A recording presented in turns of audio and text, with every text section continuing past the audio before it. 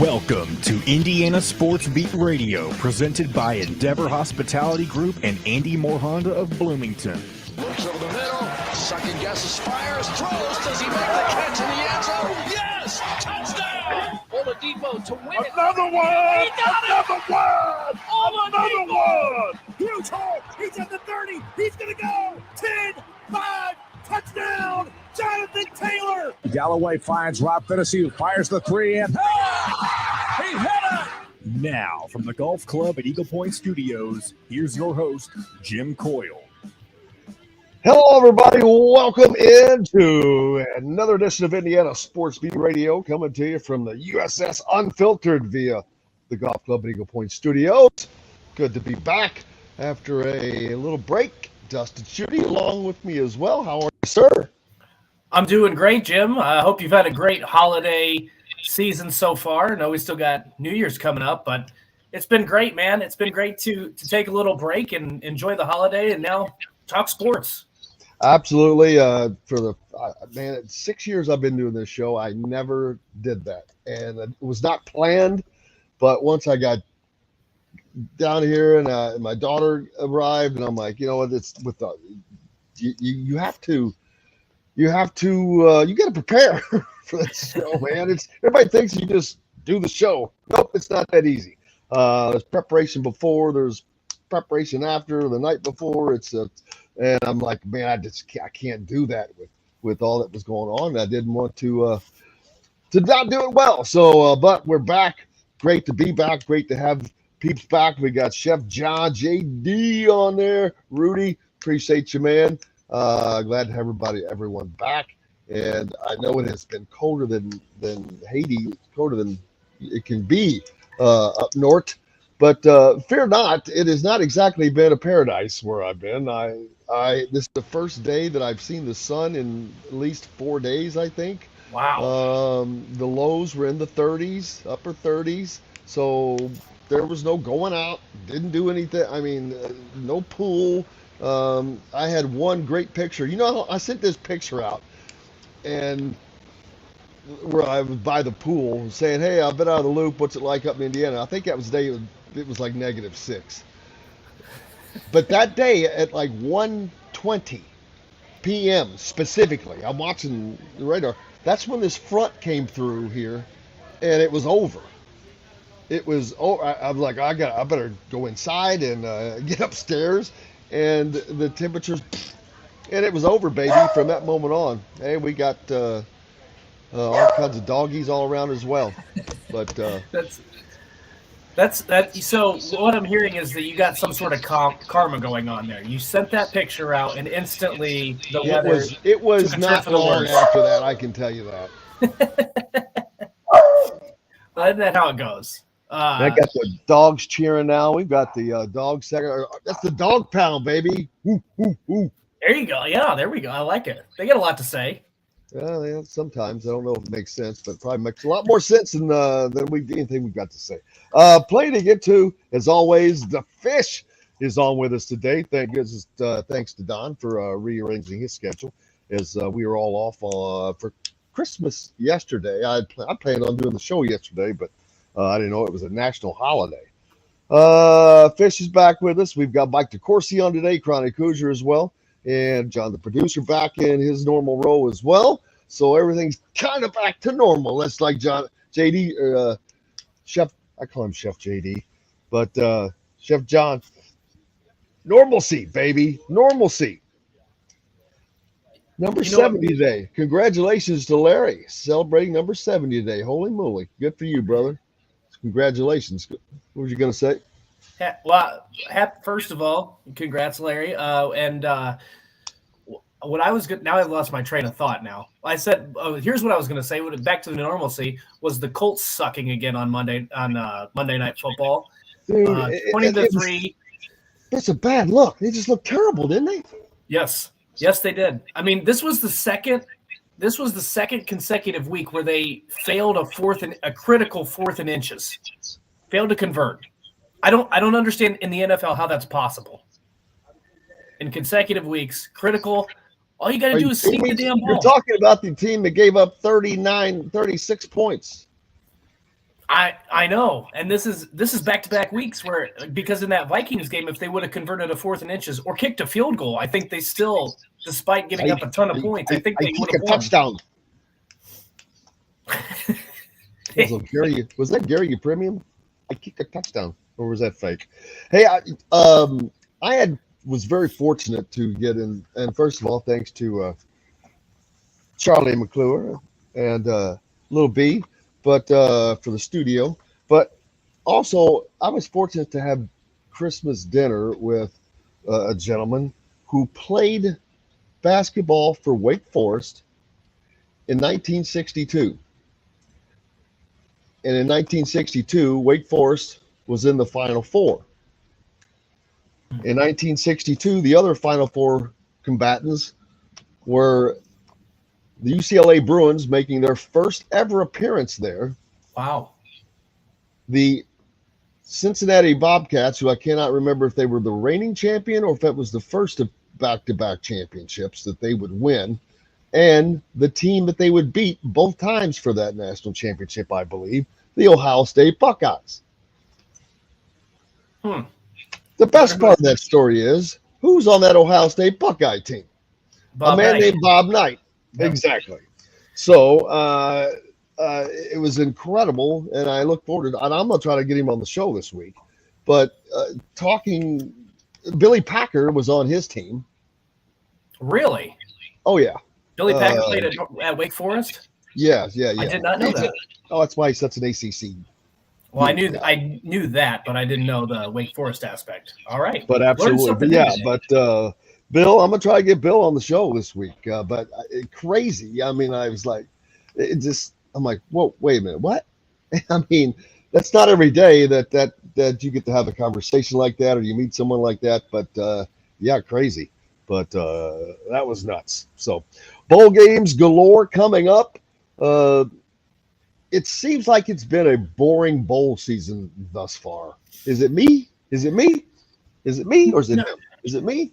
No, but it just seems like there's been nothing. It's just first of all, and the guys are opting out left and right.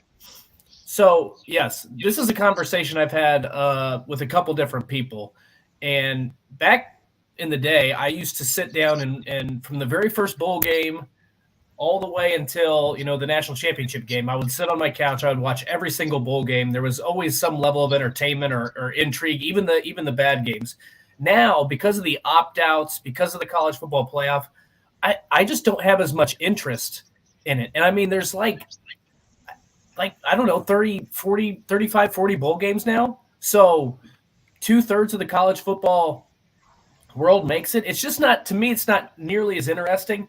And then again, with all the opt-outs that you have, people in the transfer portal or players who are going to the NFL draft, whatever the case might be, the coaching changes, all that stuff, it just doesn't make it nearly as interesting. I'm not going to lie. I have not watched one bowl game yet. I will when the Big Ten kicks off. They kick off today with Wisconsin playing Oklahoma State. That's a late night kickoff. So I'll watch that, and I'll watch the Big Ten bowl games. I think there's 9 of them. And then obviously some of the, the Rose Bowl, Fiesta Bowl, Orange Bowl, Peach Bowl, all that kind of stuff. But so far, it doesn't have the same allure as it used to have.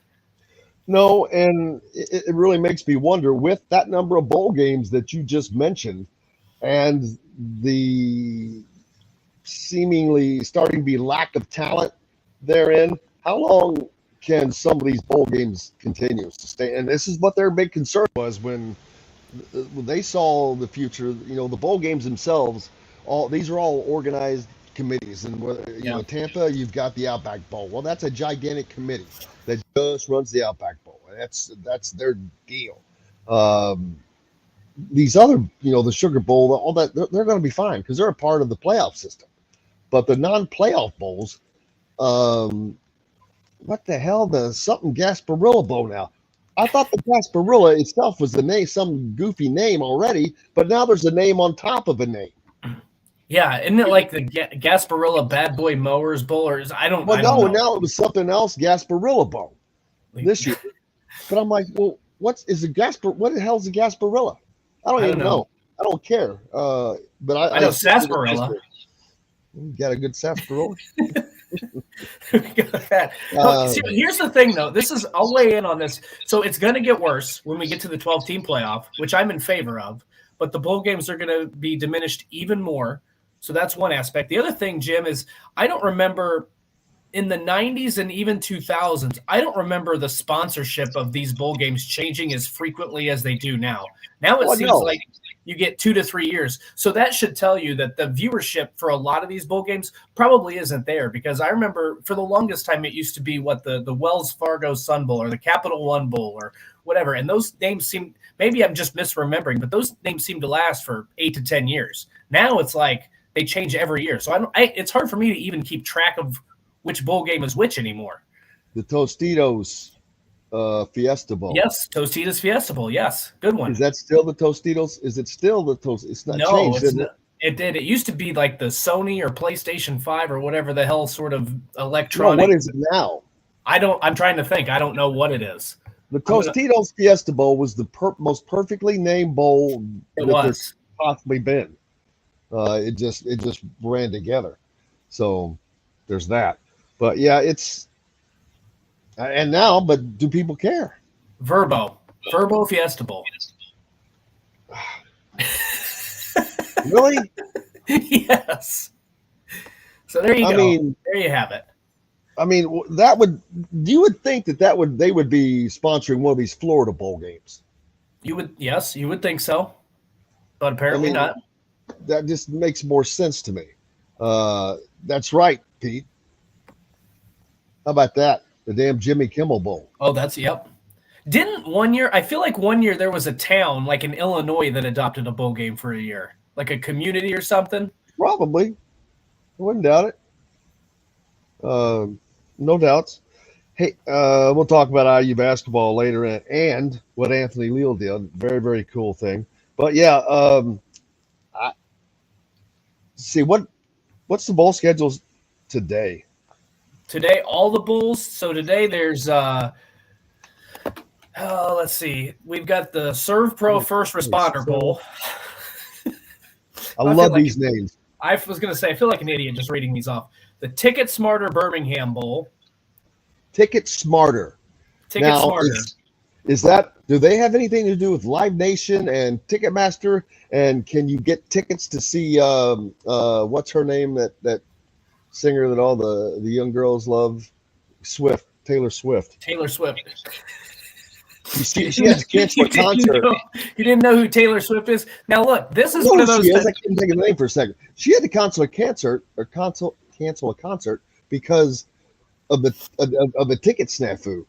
And I was listening to it last night, how that could be the tipping point to change in how tickets are acquired here, because it's basically BS. You've got this one outlet who controls all the tickets in America almost now, and then you've got the conglomerate of black market guys who grab all those first, that's BS. So I wish artists would get together, do their own deal, man. Eliminate those fees, all that crap. That would be the thing to go. But anyway, I digress. There's two others. We got the Camellia Bowl. Yes. That features Georgia Southern and Buffalo, and then Wisconsin and Oklahoma State play in the Guaranteed Rate Bowl. Wisconsin and Oklahoma State. There you go. It sounds good on paper. It does, but man, I don't know about the Oklahoma State situation, but Wisconsin has a lot of opt-outs. So, and Graham Mertz, their quarterback, is gone. So they weren't very good to begin with. Correct. So I don't know. Oklahoma. What's the line on that game? I bet does Oklahoma State have a bunch? If they don't have any opt-outs, they will crush Wisconsin. Well, Wisconsin is a 3.5-point favorite, and yes. Here's the other thing: Oklahoma State has not scored more than 20 points in their last 5 games. And they've lost 4 of their last 5 to close the season. What the hell happened to them? They completely imploded. They were ranked at one point number 7 and have just gone off the rails. Robert says he had a friend that was neighbors with Gene White, who was on the 1954 Milan team. Met him at a party.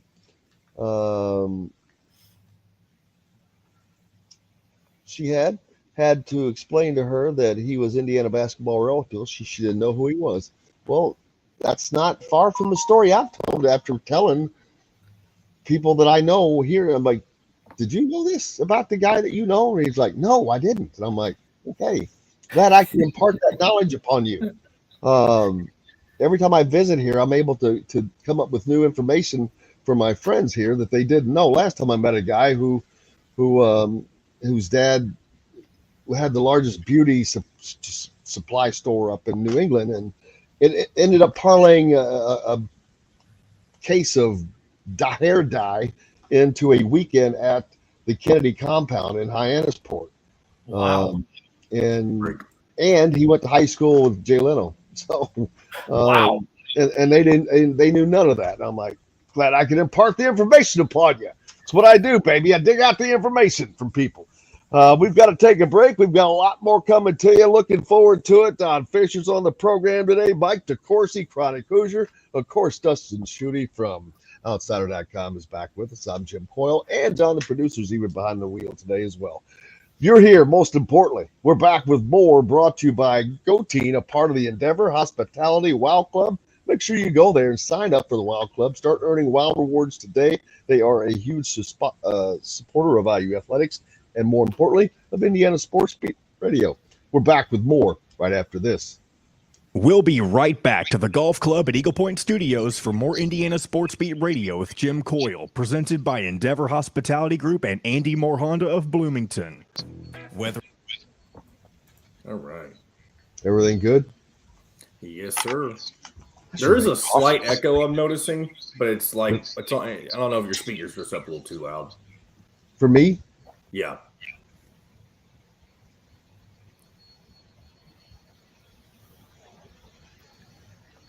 What about now? Test. All I right, don't it's hear gone. It's gone.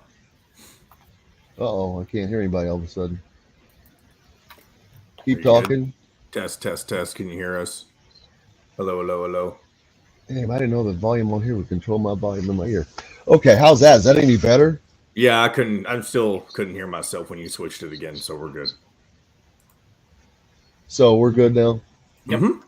I'm going to try to make some coffee real quick, but I don't know if I can get it done. Hopefully he doesn't lose connection with his headphones. Well, that would be exciting. This is another open one. Yeah, because it was supposed to be Mike, but Mike asked to move 9:30, so we're open again here. Right. And then we'll have 3 straight segments of guests. Bam. As long as everybody shows up, of course. Assuming. Well, Mike retweeted, so I assume he's going to be on. Oh, well, there you go. Old Mikey Poo. When'd you get back from your travels? So we were supposed to come back on Christmas Eve day, but we left a day early because it was cold enough in Georgia that, and I don't know if there was threat of a winter storm or not. But anyway, basically, a lot of the places were closing down. Mm-hmm. And so there was nothing to do. So it was just either sit in the Verbo and then get up at 6 a.m. the next morning and drive home, or we could have just drove home at a reasonable hour. So we decided. Hey, will you hop in and out? You're popping again, and it won't fix it the way it normally fixes. Isn't that lovely? Don't we love popping, everyone?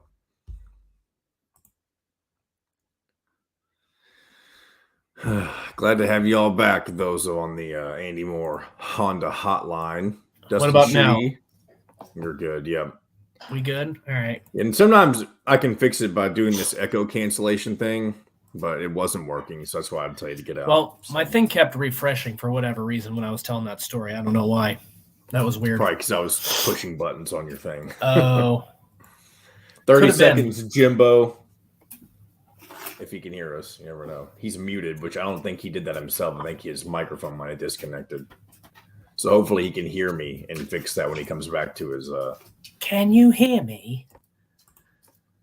To Roy, yeah, because I can't unmute him. He's gonna have to. There you go. Back. 10 seconds. You have to unmute yourself, sir. Star prices. Southern Stone Restaurant is part of Endeavor Hospitality's Wow Club. This segment is brought to you by Remax Advanced Realty, Indie Home Pros team by Cheryl Sizemore. Now back to the Golf Club at Eagle Point Studios for more Indiana Sports Beat Radio with Jim Coyle, presented by Endeavor Hospitality Group and Andy Moore Honda of Bloomington.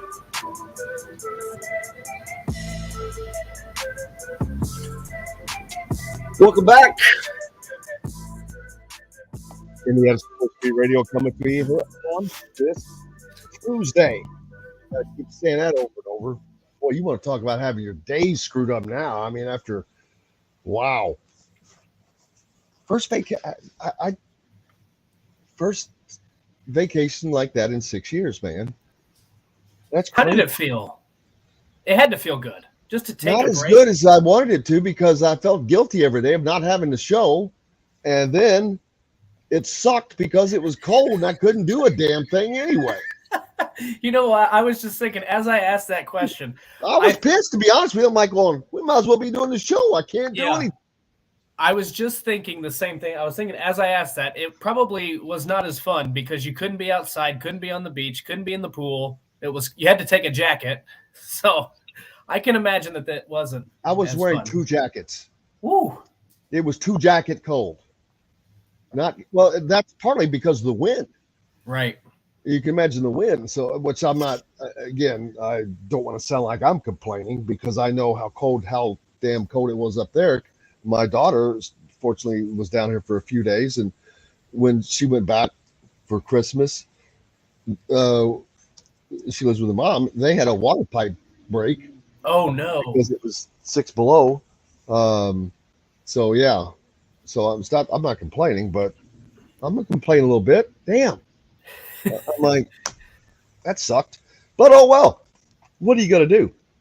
It's nicer now than I expected it to be. So there's that.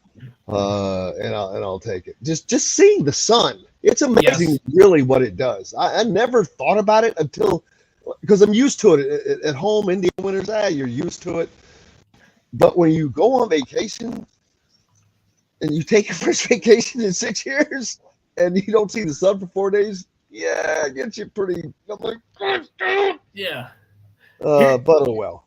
When I was going through Kentucky and Indiana for a couple weeks there, there was a 2-week span when I did not see the sun for 1 day. And let me tell you, that is, having lived in Georgia and Florida now, that is, it can wear on you. So I get it. And like you said, it's one thing when you're accustomed to it and that's how it is. But I think it's where you are. If you're in a place like this and you don't see it, you're like, wait, whoa. That's part of the deal, man. Right. It's like, there's no point to being here if you don't have that. But then when you don't have sun and you have 30-degree temperatures, that's not much fun. Purdue says, Pete says, Purdue football is getting richer out of the portal. Texas quarterback committing to West Lafayette, which is a little surprising considering they've got a new coach. Yep. And he's not a big name coach, but he was pretty successful over there at Illinois. They had the top defense in the Big Ten, I believe, right? Yeah. Yep. I mean, I don't know statistically if that was the case for sure, but they were among the top in every statistical category: scoring, defense, run, pass, totals. So, but this is a young, energetic guy. He's got a lot of confidence, got a lot of moxie. So, I mean, clearly, and Purdue lost a big time recruit. We've talked about with Kyle Nedenrip on this show before. Brady Allen, 4-star. Oh, when did I missed that? When did that happen? He entered the transfer portal yesterday. So, are you kidding me? On Monday, he entered the transfer portal, and then Purdue got Hudson Card out of Texas out of the transfer portal. If Indiana is not, which they probably have zero shot at him, but they should be just crawling all over his home. The kid is, oh, wow. Well, I understand why he left. He went there to play for Jeff Brom. Now, does he transfer to Louisville? I assume so. That would be my guess, because I suspect that typically when these coaching changes happen, you saw it with Oklahoma, especially since Jeff Brom was the play caller, and while Brian Brom is the quote-unquote offensive coordinator, he's not really the offensive coordinator. So I think that he's going to go to Louisville, and it's going to be he knows the system. He knows the offense. Jeff Brom's going to try to recruit him down there. I'll be shocked, but absolutely Tom Allen should do whatever he can in an attempt to get this kid, because he's a homegrown product. He's a great quarterback. The only problem is you don't really have an offensive line to sell, so that's still going to be a problem. Well, not only that, Louisville would be closer to his home than Purdue. Well, there you go. He's from Gibson Southern, correct? Okay. I don't remember off the top of my head, but you're probably right. Gibson Southern, which is down in southwest Indiana, so north of Evansville. So he's looking at 2.5 hours away versus somehow, however, you would get to Purdue from there. I think it's horse and carriage to get to Purdue from there. But yeah, I would. That would not be surprising at all. I would expect to see that. So Indiana basketball they've had a couple of games that some, what do you call them? These weren't even get right games. Kennesaw State. How about your boys from Kennesaw State? They made it a little tougher on Indiana than I think a lot of people expected to see. Yeah, that was even, and you got to go into the equation and factor in that Trace Jackson Davis was out. Obviously, Xavier Johnson was out, because I think that makes a big difference in that game, because Kennesaw State really doesn't have a big man. They wouldn't have been able to handle Trace Jackson Davis. So that's probably at least 15 points right there. But Kennesaw State shot the three ball really well. They've done that all season, and they're 10 of 25, baby. They're really gritty on the defensive end. So they got that wasn't a cakewalk. I think Indiana found out pretty quick that Kennesaw State is a much improved basketball team. And that was a fun game to watch. Probably not for Indiana fans. I understand that there was a lot of frustration there, but having watched Kennesaw State and watching them from when Amir Abdur-Rahim took over from just one win a few years ago, and to have them one of the better teams now in the A-Sun, it's a fun team to watch. So that was not and Don Fischer alluded to it the other day too. It was not going to be as easy as a lot of people thought, especially when you were missing two starters for that game. No, but this is giving guys like Tamar Bates, even CJ Gunn, those guys more opportunities to play, to get minutes, to get reps out there. Of course, Tamar Bates with 19 points against Kennesaw State, 7 of 12 shooting, 3 of 7 behind the 3-point line. Jalen Hood-Schifino, 18 points on 6 of 8 shooting. Hit his only 3-point attempt, 5 of 6 at the free throw line. What a tremendous stat line he had in that game. And Toledo, and 3 assists. So that's a good game for him. Yeah, it was what was interesting throughout that game was it was pretty ugly, and given how Indiana has played when things have gotten pretty ugly, you kind of wondered, are they gonna be able to find a rhythm, and eventually they did. They were able to tough it out and got a win, and that's the most important thing. But one guy who struggled throughout the course of that game was Race Thompson. And there were a lot of people talking about that on Twitter. Missed some free throws, didn't play particularly well. He didn't shoot the ball well. There are some serious concerns about him, especially when Trace Jackson Davis is not on the floor. That's a guy that he's supposed to be a leader. He's supposed to be the veteran guy, the experienced guy. For him to – I don't want to say he's not taking over a leadership role, but, man, he certainly does not look like he's ready to be the leader of the team. For I don't know if there's something going on in the locker room mentally. I don't know what it is. But he just doesn't look like the same player to me that he's looked like in the past. Oh, I don't think to be honest with you, there's been no leadership from him this season. Right. When could you say anyone has seen leadership out of him? And actually, who have you seen true leadership from and in what form? I don't know that, to be honest with you. I don't know who the leader on this team is. I know who the best player is supposed to be, or is, but that does not that automatically make you the leader. I guess as a de facto leader, but you don't lead by being named the best player. You lead by leading. You lead by giving it all every time, doing everything that you can do, game in, game out, to win. And so I don't know who the leader on this team is, to be honest with you, but they've got time to get on it. I was going to say they have time to figure it out, but that time's passed. Here, the Big Ten's here, baby. Iowa, the trip to Iowa's up next. Yeah. Well, you've got these next. You better figure it out because you got the next 2 weeks. I mean, you've got this time. You've got to take advantage of these whatever the number of days is until you go on the road on January 5th to Iowa. So you've got to find a leader. You got to find ways. The other part is too. I still, and somebody try to help me out with this because I'm not an X's and O's guy either. But somebody please tell me what the object of the offense is with this team, because I feel like when Trace Jackson Davis is not on the floor, I don't know what it is. And when he is on the floor and he's double teamed, I don't know what it is. It's almost like they don't have a backup plan. And they just at times throughout the season. What's the front plan? What's the plan? They get the ball. Everything is supposed to run through Trace Jackson Davis, but yep. I did see. But yeah, when Race was playing the other night without Trace and he got double teamed, it's again as if they were not quite expecting it. I did see him pass out of it. There was one time, and I think it was to Trey Galloway who knocked the three down. But they've got to be ready, prepared, and knowing that as soon as that ball touches Race's hands or whomever it is down there, that there's going to be two guys there, so somebody else is open at all times.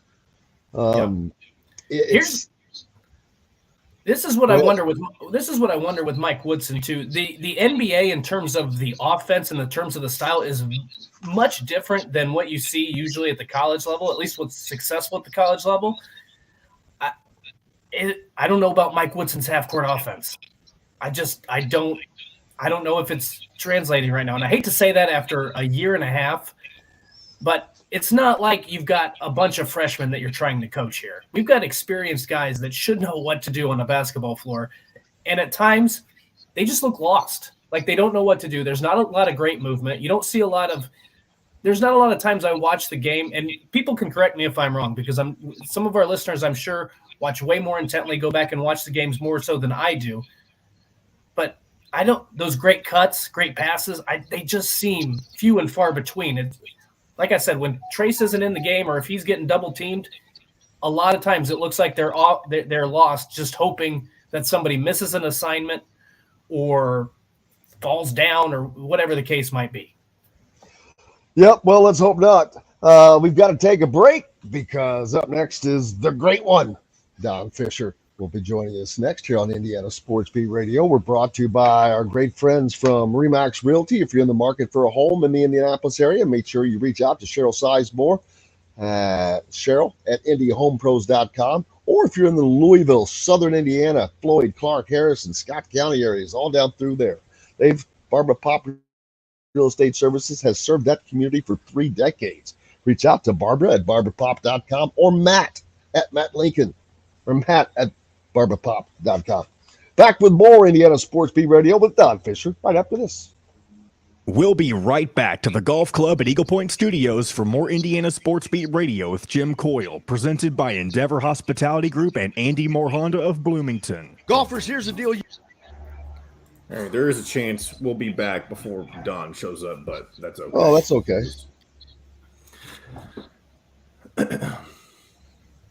He joins us next is what I should have said. It's okay. It's okay. Just wanted to let you know. I was kind of surprised you broke early. I was going to try to let you go a little bit longer, but it's okay. Oh, I thought that was probably a text from last time. Oh, it was. I didn't send anything. We're all good. It's all good. It's all good, man. It's all good, man. It's all good. It's all good, Nice. man. I think you've made that joke multiple times, and it's always like Never it's the got first time. No. But it's like I hear it the first. It's like the first time I hear it. You know what I mean? It's kind of like watching Christmas Vacation. Like you see it 1,000 times, but it's always like it's the first time. There is something about that movie. Like when I was a kid, I didn't particularly enjoy it for whatever reason, but now I understand the magic of whatever it is that they put in that movie to make it so fun to watch. Right. I think a lot of it is when you watch some of these movies as a kid, and then when you grow up and you actually get some of the jokes, makes it so much better. There's a lot of stuff. I don't know if it's Christmas Vacation specifically, but there are a couple that I think the Santa Claus has some adult jokes hidden in there. Yeah, that are pretty good. I tell you what, I've noticed I never liked the Christmas movies where the kid is like the main character, and I still don't like those movies, like Christmas Story and Home Alone. I've never liked those. Really, I love them. I hate Charlie. Top 3 is probably Christmas Vacation, Elf, and then you just set the Santa Claus series. I don't know which one I like though the best. I just love Tim Allen.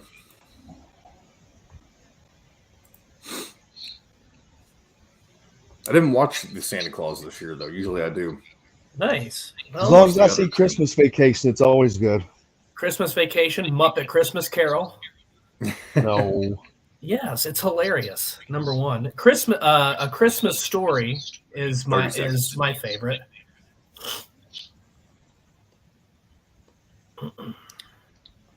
It's a Wonderful Life. You got to watch that one too. All right, I'm going to go ahead and bring us back. I'm sure Don will be with us in the next 3 minutes or so. Here we go. Your selections. Feast also provides a wide variety of cheeses, gourmet sandwiches, entrees, a coffee bar, bread, pastries, all made fresh and mouthwatering. Stop by Feast Market and Cellar today. This segment is brought to you by Southern Stone Restaurant. Now back to the Golf Club at Eagle Point Studios for more Indiana Sports Beat Radio with Jim Coyle, presented by Endeavor Hospitality Group and Andy Moore Honda of Bloomington. Welcome back, Indiana Sports Beat Radio here on this Tuesday. It's December 27th. Happy holidays, happy Kwanzaa, happy Hanukkah, Merry Christmas. Did I miss any? Festivus. Oh. Good pull. Good pull, JTP. I'm just so different. That's another thing I'm very disappointed in, that we did not get to celebrate Festivus on here, because I got a lot of problems with you people, and now you're going to hear about it. But no, we didn't get to have Festivus, man. We gotta set aside a specific, like a late Festivus, and we can air our grievances then. How about the Emmett Otter Jug Band Christmas? The what? Emmett Otter Jug Band Christmas? Yeah. This is the first I'm hearing of this. What Chef is it? JD. See, that's what happens when you get a chef. He's always introducing nice new stuff, man. For you. I like the hand gestures here, like landing planes. By the way, you're not flying Southwest, are you? Elf is no. Okay, good. Too bad. I wish I were. Cancel me, baby.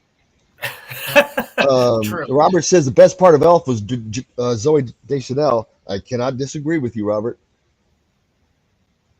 You know, she was only 22 when she was in that movie, and now she's obviously in her 40s. I'm convinced she's been the same age for 30 years.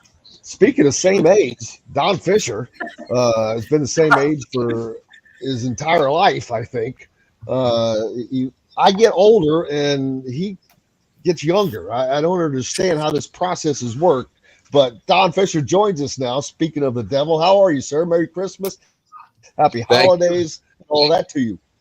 Well, thanks, guys. I appreciate it. Thanks for having me on a Tuesday. A little bit different than our norm, but I understand because of the holidays, everybody's schedule gets shoved around a little bit, and ours did too. And much appreciated to have me on Tuesday at 9:15 rather than 9 o'clock.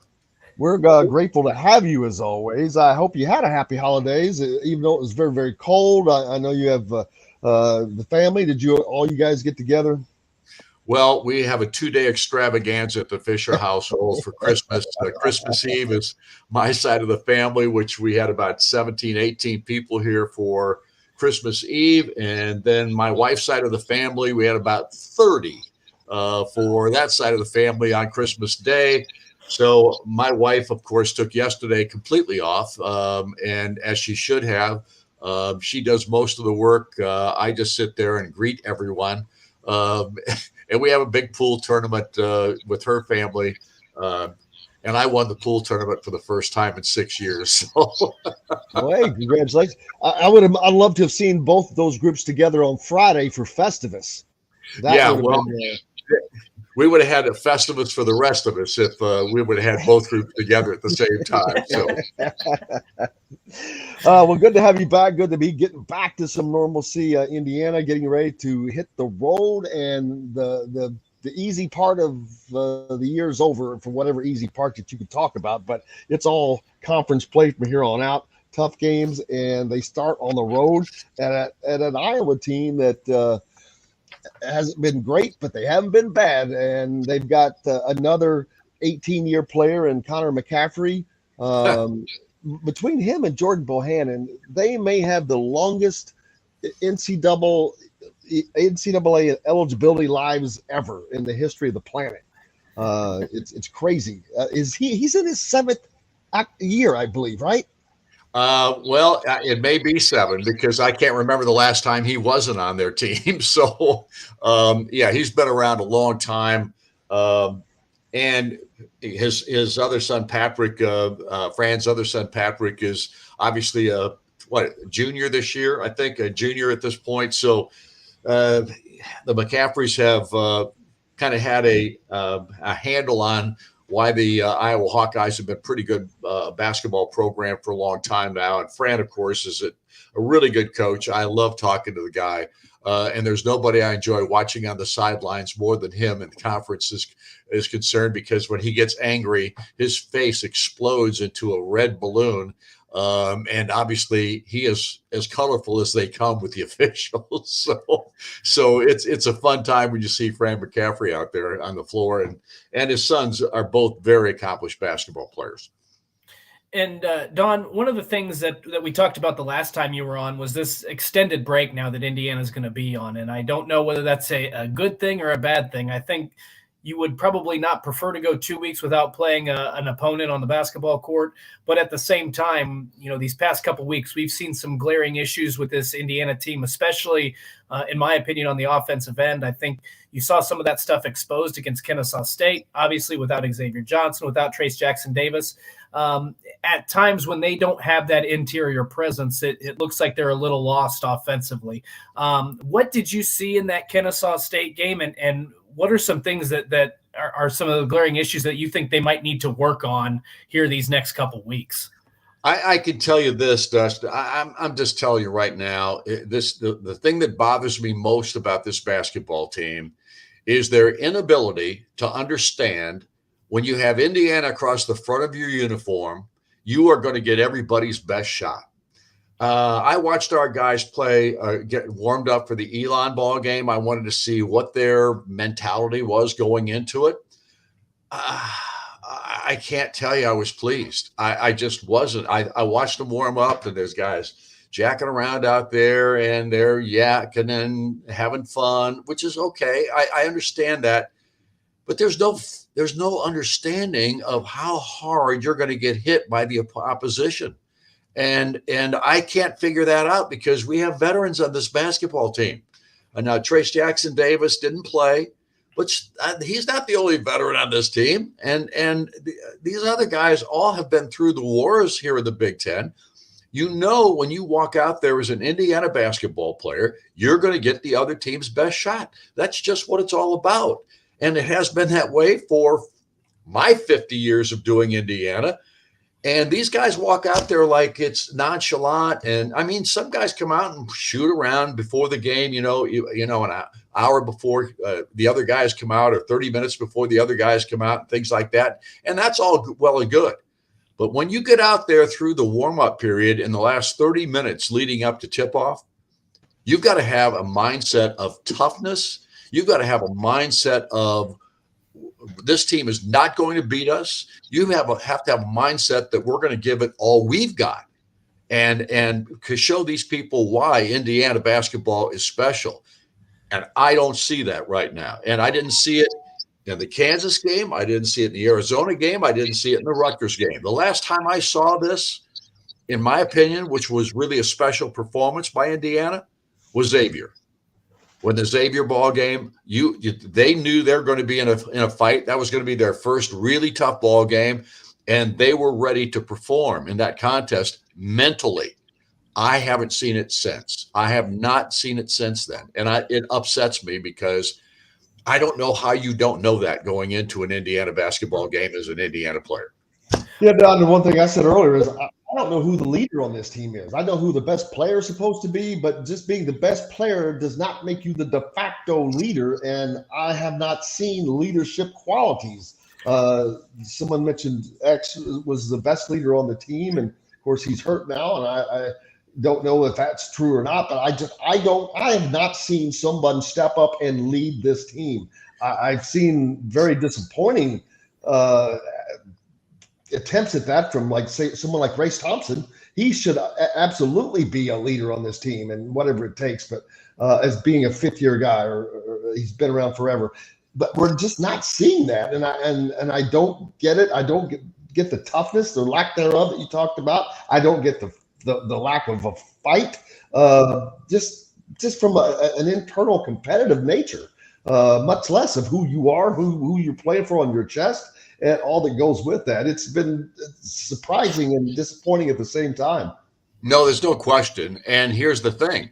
The toughest player on this Indiana basketball team was Xavier Johnson, whether he was the best leader or not. But I will say this. I rarely saw him smiling out there in the court prior to a ball game or jacking around. He was ready to play. X was one of those guys that he went out there with an attitude. And honestly, I don't see that from the rest of these guys right now. And trust me, I think they're great kids. I think they're good young men. There's no doubt about that. I think there has been some selfishness on this team in the sense of my playing time, how many minutes I'm getting now, that kind of thing. Maybe some of that is eliminated at this point. I don't know. All I can tell you is what I've seen and what I've observed. And what I have seen and observed at this point is not good enough. And when it comes to there's the fans make more of it than anything, but you look at Purdue's roster, full of kids from Indiana. Indiana's roster, obviously not that way. And with NIL, I wonder if it is getting lost what it means, what it's supposed to mean to play at Indiana, to play for Indiana, to play in that assembly hall, to play under those banners. The right that it is. It's something that's just given to anybody, and I don't know that they are taking that to heart. Well, and I think that is probably a big part of why we're seeing what we're seeing. I don't think these guys really understand the history of Indiana basketball. I think they come here, they hear about the history, but they don't get the feel of the history, the tradition. They've been playing AAU basketball all over the country, and they've been traveling, and it's just not the same it's not the same as it used to be, and it's never going to go back. But at the same time, there's got to be somebody that steps up that's not even a player. I don't care if it's a coach. I don't care if it's an administrator. I don't care who it is, who goes in there and talks to these guys about what they're about to be a part of, and gives them a real feel for the history of Indiana basketball. I'm not sure they ought to have a class on it. You know what I'm saying? Somebody teach that class to them. But again, and the funny thing is, who could teach it? Every player there's probably a line a year, and it might end at Bob Knight, it might end at Mike Davis. I don't know where it ends, but there's a line that every one of those players could teach that class. They could say, "Hey, this is what it's supposed to be like," because I hear it from them. They still have that feeling. Right. I think that's a key. I think that's somebody needs to step up. I mean, I've been here for 50 years. But I haven't played basketball. I'm an announcer. So it can't be somebody like me because they're going to go, this guy, he's never played basketball. And they're right. And I suck when I did. The point of the matter is somebody from Indiana University, administratively, or former players, a group of players, a committee of players, can go in there and talk to these guys about what this program is all about, and what this tradition and the richness of it means to this state and to the people of this state. What actually the Hoosier Nation is all about. I mean, that's what's lacking right, or at least that's my opinion. There's no question in my mind that we have not been ready to play these ball games that we've gotten beaten in, and you can see it by the way we start games. That lack of intensity level is just mind-numbing to me. I just can't figure out how in the world they can't be ready to play. And I know Mike does the best that he can to get his guys ready to and fired up to play the game. But somebody has to be there to let these guys know that how they're doing it right now ain't working. Here's the thing, and people get mad at me on this show for saying this, and I understand why. But when you look at how Matt Painter recruits, and when he talks about recruiting, he says, we're going to get Purdue guys. If that means they're a 5-star player, so be it. If that means they're a 2-star player, and I think they look like a 4 or 5-star guy, but we're going to get guys that fit what we want to do, who have the attitude of what we want to do. And a lot of times when you watch Purdue, whether they're good, bad, middle of the road, those players bust their ass. And they're one team. I have not – it's been a long time, and I'm not singling out any specific players, but – I don't remember. It's been a while since I remember seeing guys on Indiana's team that are willing to dive on the floor every single play, to bust their ass every single play for a 40-minute basketball game.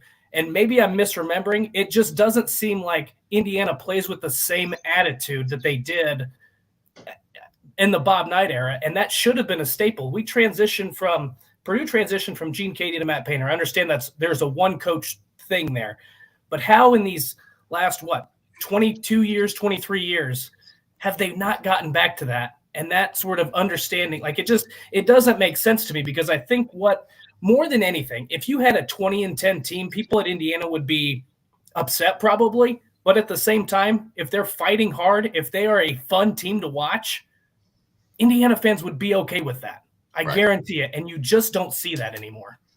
I can't argue. I mean, there's nothing that's being said in that regard that I disagree with. I just don't. I think these kids, young men, I think they struggle with the understanding of what this program's all about. And that's why I'm talking about somebody's got to step up and let them know. And they've got it. And it should have happened before the season started. But at the same time, it's not like you can't do it now. I mean, get in there, somebody that they would have to respect and have to understand that this guy's been through it. And he's somebody that's an alpha male type guy. I would say Joe Hillman would be or Ted Kitchell, one of those two guys would be the key guy to send in there and say, you guys aren't getting it done, and here's why. And here's how you get it done, because you got to change your mind, your thinking, and your mindset in regard to how you play basketball here at Indiana. Joe Hillman would be a great one, because he would not mince words. I promise you. Tell him exactly what it is. But one of the surprising things is, Don, you've got a guy at the helm in Mike Woodson who you would think would kind of embrace that. But I'm wondering if the years in the NBA, and he has a group of advisors that are all NBA types, even though it includes Randy Whitman, a former IU guy, but it's a gigantic NBA presence. And I wonder if that is just clouding and diluting and just knocking out the other part that we're talking about. I can't speak for Mike Woodson. I mean, he's the coach, and I interview him, but that doesn't mean that that he's going to listen to me or anybody else. I mean, Mike's his own man. I know that, but I can't believe that he doesn't see it. And I think that he's probably in this 2-week period. And I'm going to go to practice a couple of times just to see what I see, and see how he's handling these kinds of things, because right now we're not getting it done. And I think it's all right up here between the ears. I really do. I think that's a big part of it. And somebody has to step up from a leadership standpoint on this team, and they've got to own this team. They've got to say, this is our team. It's not just Mike Woodson's team, or it's not just Indiana's team. This is our team. And there's a pride factor here, boys. And we got to figure this thing out. Whether we're going to win the Big Ten, or we're going to go to the Final Four, or we're going to go to the Sweet 16, or whatever we're going to do, we got to figure this out and do it the right way and do it the Indiana way. And if they do that, then I think they're going to have a chance. But if they don't, it's going to end just like we've seen all these seasons end here of late. Well, we'll talk again before they head to Iowa, which they better get something together, because they will get punched right in the face at Iowa if they don't have it ready. That's a fact. Don, thank you so much. Did you have the show last night? Did I have what? Did you all have the show last night? The talk show with Coach? Yes. Oh, no. Well, this is off time, and we literally don't have anything going until the Iowa ball game. Well, I take that back. We will have a show on January the 2nd. Which is next Monday. So we will have a show then, but we don't have anything to talk about. I mean, with Mike, we will, because he hasn't talked about these 2 ball games, but we'll also talk about the things we're talking about here. The mindset of this basketball team, and it's going to come up, but it's, we're going to discuss it. We're going to have to discuss it, because I think right now it's the critical piece that's missing for this Indiana basketball team. Don Fischer, cannot thank you enough as always, man. We appreciate you greatly. Thanks, guys. Appreciate it. Happy New Year. Happy New Year to you. Don Fischer, the great one, joining us here on Indiana Sports Beat Radio, brought to you by our good friends from Endeavor Hospitality and Southern Stone Restaurant. Make sure you go there each Monday night at 7:05. Back next Monday for the Mike Woodson Show, Inside Indiana Basketball. But just go there anytime. It's tremendous food. I'm missing it. And Chef JD, buddy, am I missing your cooking? I cannot wait to get back to that. But we've got more coming up. Mike DeCourcy joins us coming up next here on Indiana Sports Beat. Back with that after this. We'll be right back to the Golf Club at Eagle Point Studios for more Indiana Sports Beat Radio with Jim Coyle, presented by Endeavor Hospitality Group and Andy Moore Honda of Bloomington. Andy Moore. Back with that after this. That's some great English there. Holy moly. Quickly, why did you switch back into the house? I lost my connection. I'm going to try to go back out, but I completely lost. It's not a big deal, but I was just wondering why you switched. It probably changed the sound, didn't it? It does, a little bit. I could hear it echoing, but I lost connection. And Mike, how are you, sir? Merry Christmas. Happy Hanukkah. Merry Christmas, guys. Happy Hanukkah, happy Festivus, happy Festivus of all. How has this break been for you, Mike? Break. What break? You only get one. You only had to cover one sport. Yes. Real off time for you. Yes. It's been the World Cup was one of the most consuming things I've ever done. I'm sure. Aside from probably the Olympics, the 2 times I did those, that this is probably, and even then, I did it when we were still in the newspaper business. So, although I was doing it for the Scripps Howard News Service, there was only so much demanded of me, like 2 stories a day, maybe something like that. And the stories were shorter than what I was doing a lot of the cases here. So it was something. It was a tough month, but it was fun. I'm Is sure. Kylian Mbappe the next to take the throne from Messi? Yeah, John, you know what's amazing is if you look at Mbappe's stats at age 23, they blow away Ronaldo's or Messi's. I mean, Wow. he's got like 34. I can't remember how many he had going. It's somewhere around 34, 35 international goals. I think Messi had like 15 or 16 at the same age. Daggone. Wow. And he could have really slammed the door on Messi's career if they would have pulled out in PKs, but hey, good for Messi. Yes, he could have. Yes. Yes. Good for Messi, though. But it wasn't close. So, I mean, it's one of those things where it was from the very beginning, you knew that Argentina wasn't going to let that happen. Yeah. Real quick before we get back into the segment, we may only need you for one segment, Mike. I don't know if you're planning on staying for two. We're whatever you need. Somebody else on at 9:50, but they're kind of a hit or miss guest depending on their availability. So we can so whatever you need, you let me know. Okay. Well, we appreciate it as always, Mike. Okay, sure. Jim, you're muted, by the way. I can't unmute you. You muted yourself. That's the best version of Jim. No, I'm just kidding. Here we go. 10 seconds. What everybody dreams for that. Order online today at thefreshfork.com. Fresh Fork is a proud partner of WOW Network. This segment is brought to you by Feast Market and Cellar. Now back to the Golf Club at Eagle Point Studios for more Indiana Sports Beat Radio with Jim Coyle, presented by Endeavor Hospitality Group and Andy Moore Honda of Bloomington. Welcome back. Indiana Sports Beat Radio coming to you here on this Tuesday, December 27th, post-Christmas, post all the holidays. I hope everyone had a great one, no matter what you celebrate or were doing. We're joined by one of the greats, Mike DeCourcy from the Sporting News and the Big Ten Network. Mike, hope you had a happy holidays with the family. Did you big get-togethers and all that? Did you do all the cooking? No, I traveled to Pittsburgh to see my family, so did no cooking. We did pick up, if that helps. We picked up cookies. So, hey, that's all you got to do. Yeah, I went to. As I said earlier, I was fortunate. I'm visiting friends, and I had Christmas dinner with an older gentleman that I had not met before, but he played basketball for Wake Forest in the early 60s.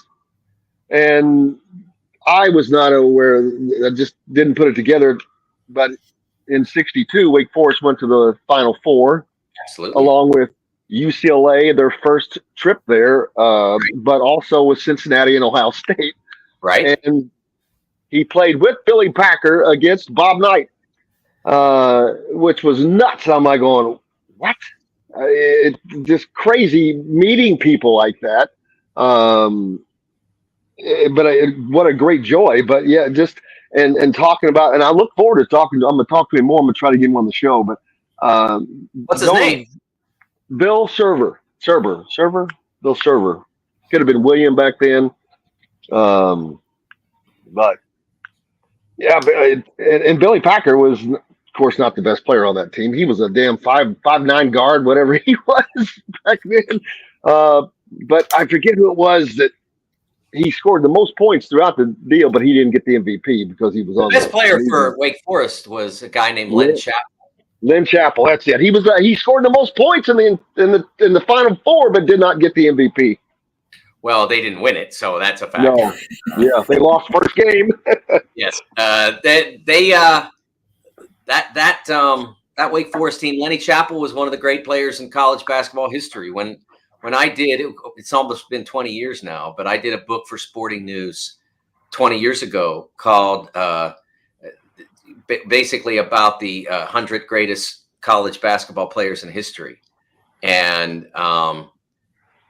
we called it Legends of College Basketball. It was about the 100 greatest. And Lenny Chappell was in that list. He was in the 100 greatest at that point. And he wasn't near the end. So I'm sure that if I were to revise that and add Tyler Hansbrough and a few others, he'd still make the cut. He was a great player. That's saying something, because not diminishing him, but just because of what continues, because it doesn't stop spinning, baby. That rock keeps spinning, and they keep coming, and some of them get better. But yeah, that is a great testament. But just a very, very fortunate thing. And then on my flight down, was on with Dan Dockich, which was just funny. He was very, very gracious, very fun, but just weird how the world happens sometimes. And then I met Rocky Patel while I'm down here. Did you know that Rocky Patel is a Big Ten guy? I did not. He graduated. There's me and Rocky there. He graduated from Wisconsin. Wow. I was like, what? I did not know that either. He was an attorney, and I haven't looked all this stuff up yet. He was an attorney for Arnold Schwarzenegger's attorney. It's the stuff you learn, man. You never stop learning. Keep searching, keep seeking. It's the information that is out there. It never ceases to amaze me, and I love learning that stuff. Well, the best basketball player that I saw at Christmas was my brother, who played 3 seasons of NAIA at La Roche University. And so I'm sorry, I can't trump your brush with greatness, but he's a good brother. You know what? And he could have been the best player out of them all too. He just didn't get the opportunity, man. Didn't get the opportunity. But no, hey, they come at all. Who was it? Rodman, Dennis Rodman. Didn't he play NAIA? He did. Absolutely. Yes. I believe Scottie Pippen still. I was going to say that too next. I believe both of them. Yeah. Yeah. I think they might've still been NAIA or D2. I'm not sure which it was. But that back in the day when I was in college, the NAIA was basically low major, the low Division I, like the 100. At that point there were probably, I don't know, maybe 250 D1s. So the last 100, a lot of those schools were NAIA schools that have transitioned to NCAA and to D and on the way to D1. Earlier, Mike, we were talking about the bowl games. I've had no interest in watching a bowl game up to this point, and that's usually not the case. But they're seeming to get more and more watered down. Not seeming, I think they are getting more and more watered down. You've got these opt-outs that are just destroying even the good games, and it's teams like Wisconsin, who they weren't very good to begin with, and somehow they're a 3.5-point favorite over Oklahoma State. But yeah, it's really, man, are the bowl games going to survive this? The non-playoff bowl games.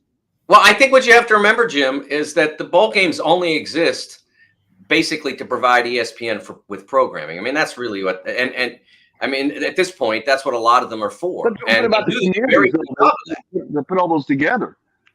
I'm sorry?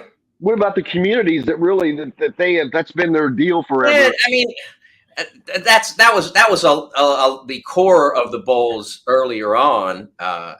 With the rose and the sugar and the orange, etc., Fiesta.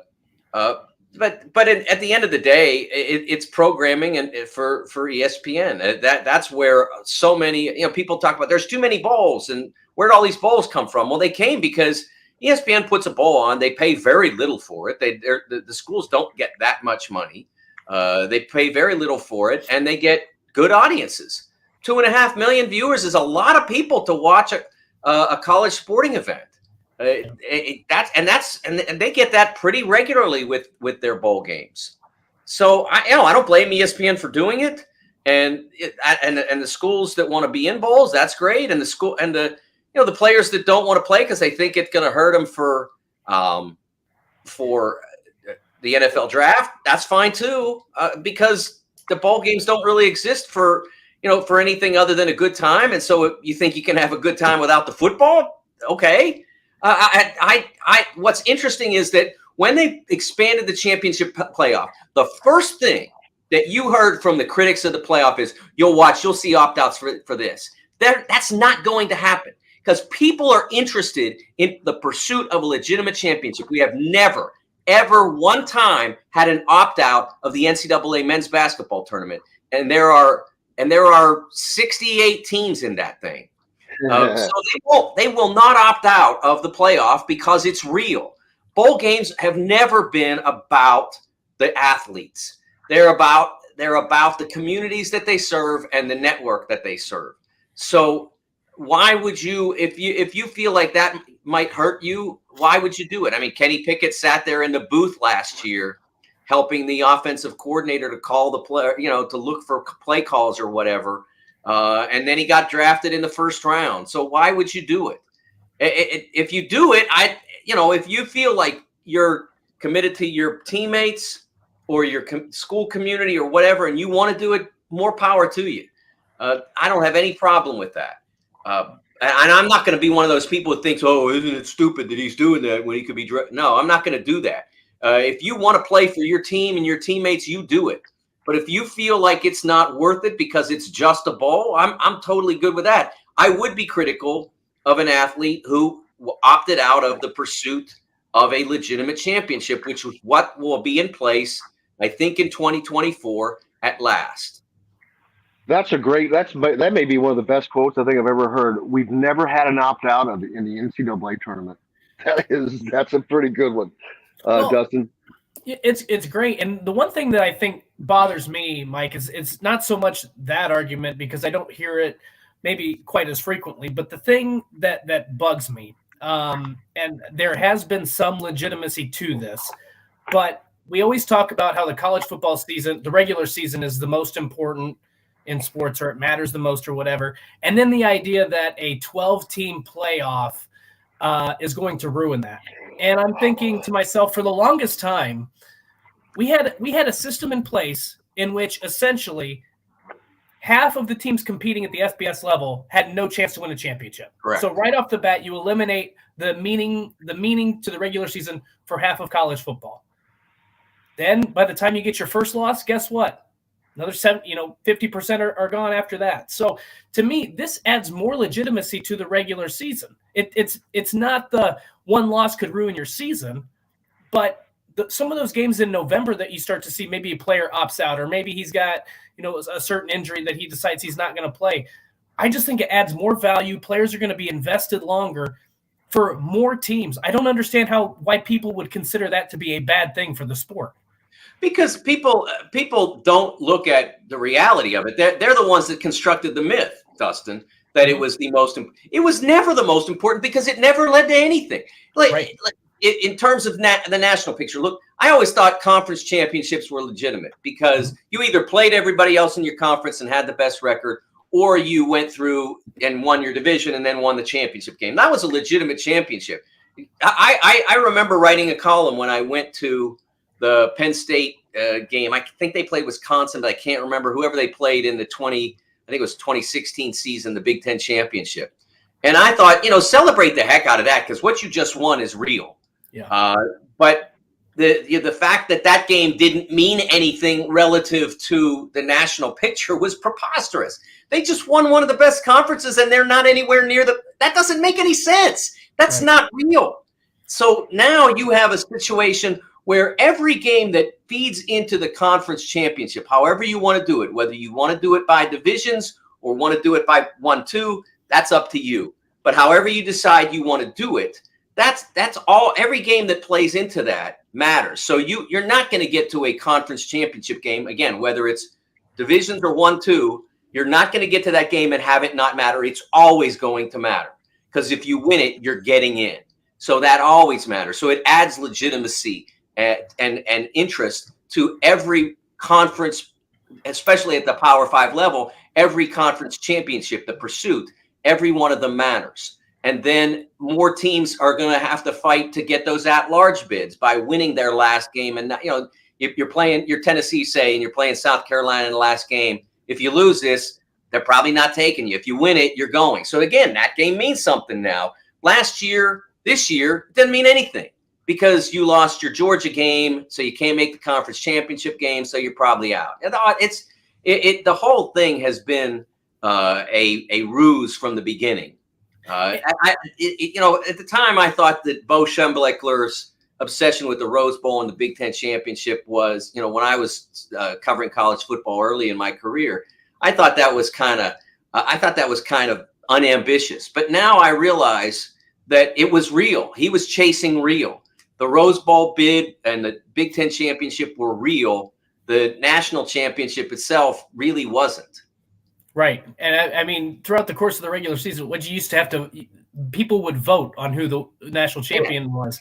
Then you'd go to, we went to the BCS in 2013, I believe it was 2013, whatever the Alabama LSU year wound up being. And, you know, to me, that was, okay, the regular season is the most important, yet you have two teams competing for a national championship when they have already played each other, and we decided that game on the field. But apparently that wasn't good enough. Then you go to 2016. Penn State had 2 losses, but they beat Ohio State. They win the Big Ten championship game, and still Ohio State gets the bid over Penn State. So myth is the best way, and I've never really considered that. That is the best way to describe it because, again, to me, I go back to the other part is, too, these early season games. Look at Oregon, Georgia. Oregon got smoked by Georgia, but they had a really nice season.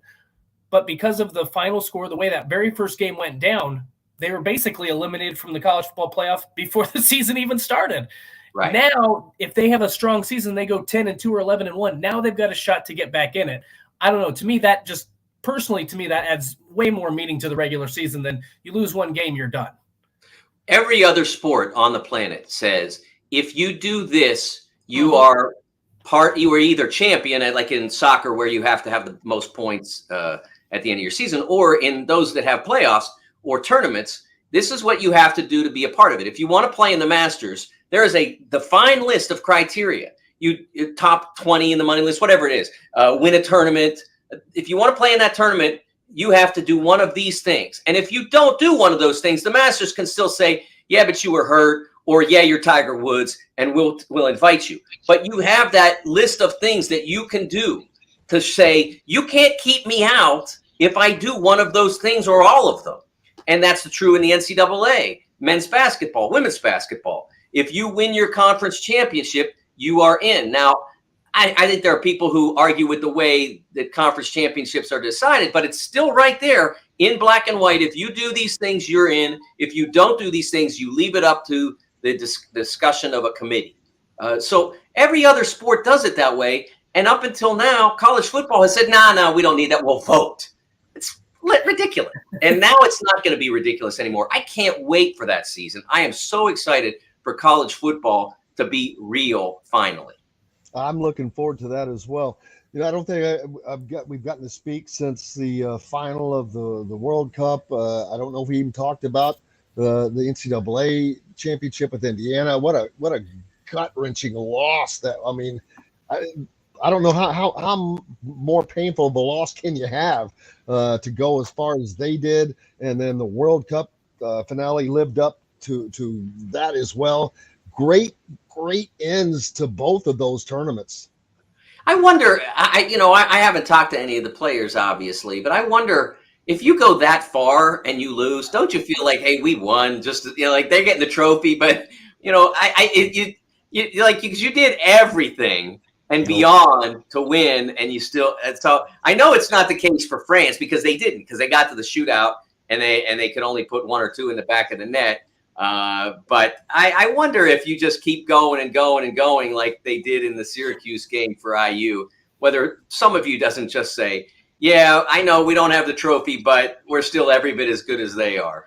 It's the truth, but I didn't play soccer, but I've done enough other things that if there's nope, an L's an L, man, and it hurts, and it probably it hurts more because you were that close. Yeah, it's not like you got beat in regular play and you got beat 3-1.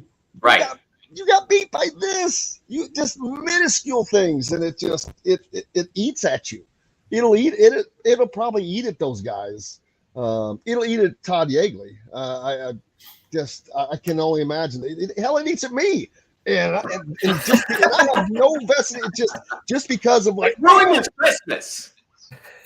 There's that, but it's finally warm here. I was bitching and moaning earlier, which I couldn't have, but it hadn't been as 4 days, baby. I didn't see the sun. We didn't go out. I get it. We were watching the football game on Christmas Day in Pittsburgh, where it was, I think, at that point like 4 degrees, and seeing the temperature on the screen from Miami at 46 degrees. I'd forgotten you were in Florida, or I'd have shed a tear for you.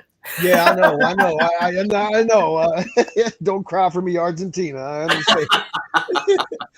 Micah, buddy, we appreciate you. Look forward to getting back on a regular schedule next week. Happy holidays to you and All your right. family. Happy New Year, everybody. Have a great time. Be safe. Michael DeCourcy from the Sporting News. Make sure you give him a follow and go read the content. It is absolutely free. Up next, Chronic Hoosier joins us. We're going to talk all kinds of things. We'll be right back to the golf club at Eagle Point Studios for more Indiana Sports Beat Radio with Jim Coyle, presented by Endeavor Hospitality Group and Andy Moore Honda of Bloomington. If you're looking for a home.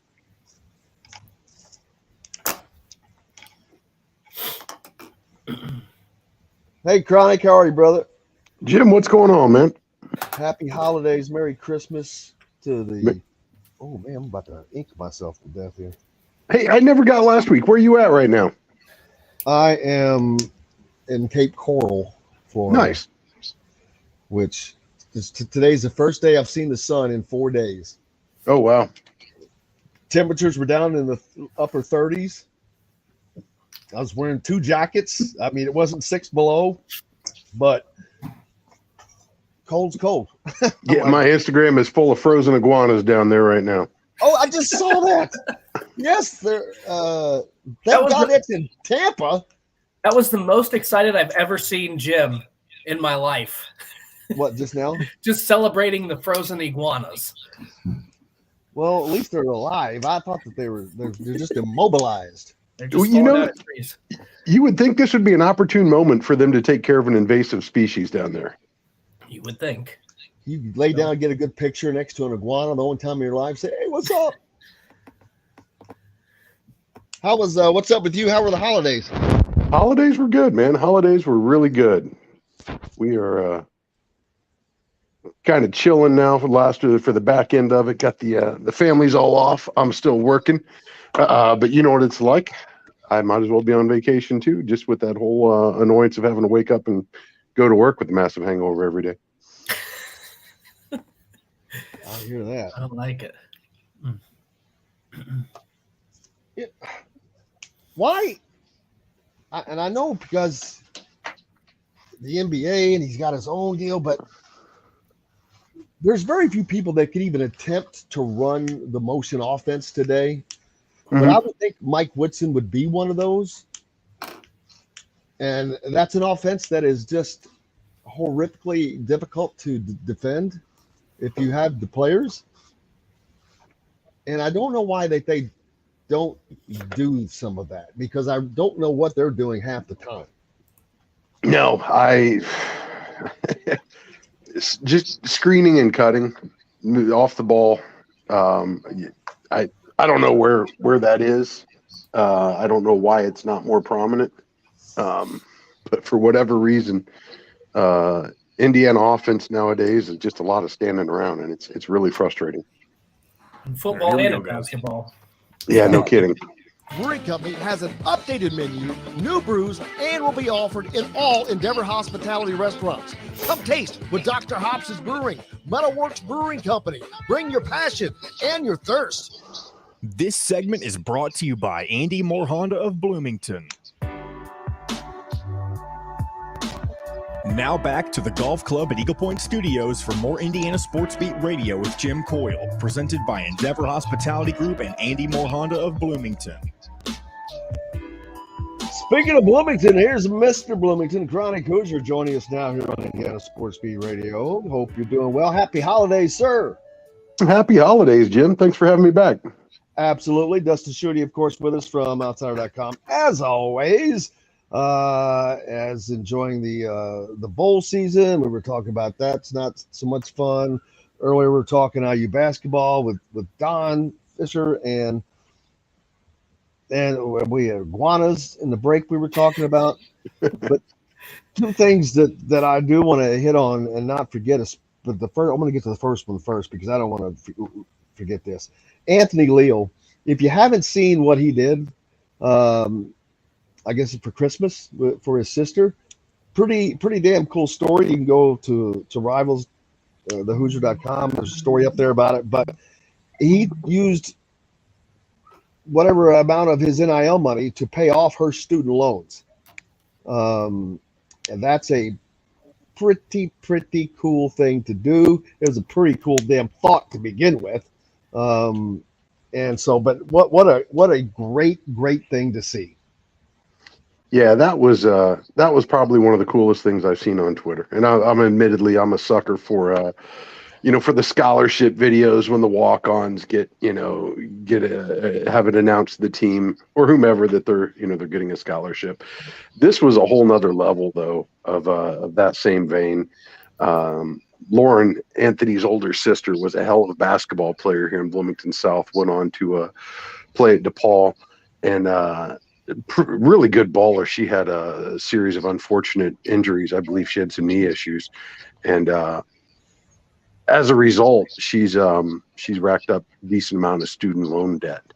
And to see Anthony give his sister a life unencumbered, basically how he described it, without restrictions or being held back by that debt. And let me tell you, people, that's a big deal. Oh my gosh. And, people forget about, we now have more student loan debt than America holds in mortgage loan debt. I mean, think about that.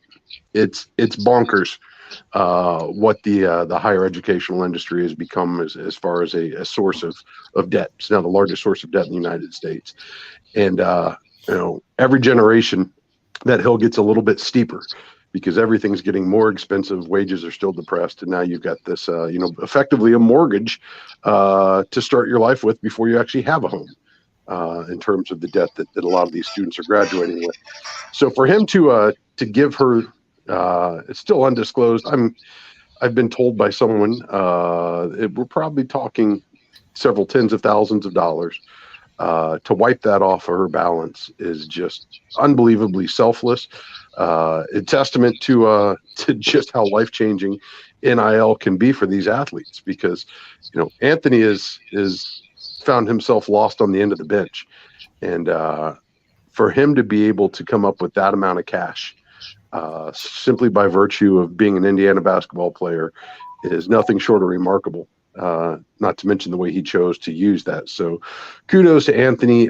Huge kudos to Martin and Sherry Leal, his parents, both long time IU employees. I believe they're over at the foundation. His mom had originally shared that, and I think she titled it Top 5 Parenting Moment. And I'm sitting here looking at my kids praying they don't murder each other on any given day, especially over the holidays when they're locked under the same roof. And just what a remarkable testament to the parenting in that household that, little brother would do something like that for big sis. Brought out the tears in my house Christmas morning for sure. And that's it's just a great story. Yeah, go ahead, Dustin. But what a great story. It is a great story. And this is the kind of stuff that I feel like we see this. It's not just Anthony Leal. We've seen it from a lot of other guys from a lot of sports across college athletics. But these are the kind of things when people critique or criticize NIL, these are the things that I feel like get lost. These are the opportunities that sometimes get lost. And I understand that there's a lot of gray area with name, image, and likeness and that sort of stuff. But there are a lot of student athletes who do some really good things with the money that they earn, and they don't have to. They don't have to is basically what it boils down to. So NIL has been a really good thing, and we see a lot of these kinds of stories, and it's just awesome to see. But 18 to 22-year-olds being so selfless with this kind of income. Yeah, and this is something that you've seen. Anthony Leal has remained extraordinarily positive. Just a great role model for the community, for the state. You always see him taking pictures with kids, with campers, in the classrooms. These guys do a lot of work off the court in and around the community. And it's long past time that they actually get financial compensation for their efforts, for the partnerships that they're able to form, because previously, like the colleges, everybody else has kind of been peddling off of their reputation. So for them to be able to capitalize on it, it's pretty dang cool. Even cooler to see the way he chose to apply it, because we just saw last week Fino showed up at practice with with Bose headphones for the entire team. And, it reminded me of remember the old, it was isotoner gloves, Dan Marino buying his line, taking care of the hands that take care of me. It kind of had that feel to it. And it was like, that's all well and good. I don't know what a pair of Bose costs, but I'm sure they're a couple of hundo each. And I was like, that's pretty generous of them. And then to turn around and a couple days later to see this gesture was just is nothing short of unbelievable and amazing. But I think it also speaks to the power of what NIL can do, because if a guy like Leal can come up with that kind of cash, imagine what somebody a little higher up the depth chart or on the rotation is pulling in right now. And the lives that can be changed within their households, their immediate circles. It's extraordinarily important that these kids have those opportunities, because we've seen for decades now kids being forced to choose. Do I continue to pursue my degree, keep playing college, or I go chase that money? And IU has, we saw James Blackman. He decided he was going to go play ball in Europe. We've had a lot of guys who had, I guess Blackman didn't have eligibility. Never mind that. We've had guys who did have eligibility that chose to go play overseas because at the end of the day, they had families to support.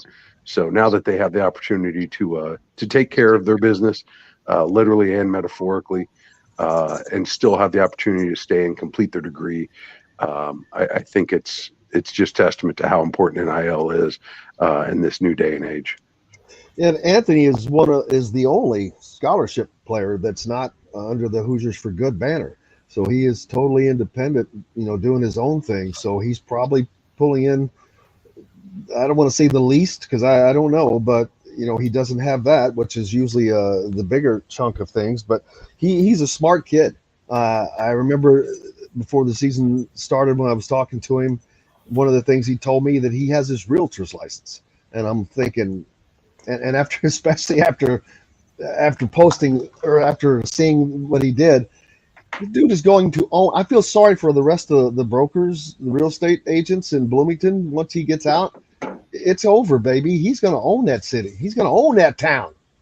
Nah, he's a Kelly kid, man. You can't turn your back on those guys. They're going to go dominate the world just as soon as you let them out of the gate. So just unbelievably good on him, good on his family.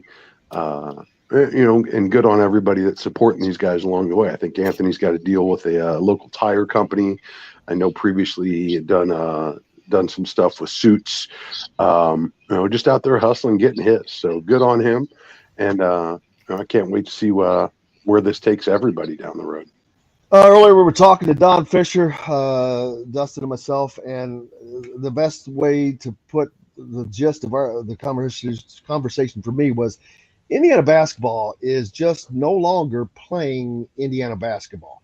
They didn't do it under Archie Miller, of course, but I'm still not really seeing that second year now. It's still a confusing look at times. Right now, I know that there's injuries that play into that. But even before that, there was, we talked about the lack of effort in games, the lack of fight.